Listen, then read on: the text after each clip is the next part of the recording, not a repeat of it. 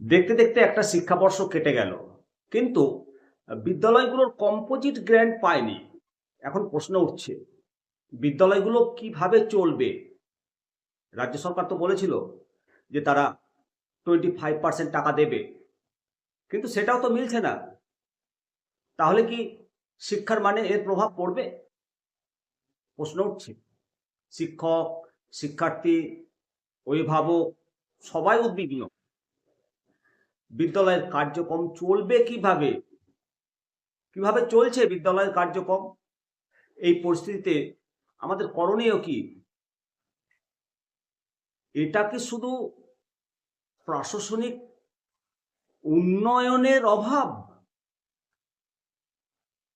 নাকি আরো গভীর কোনো সমস্যা?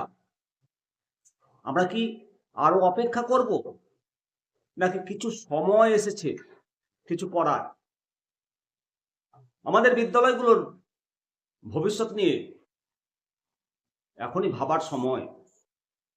তা না হলে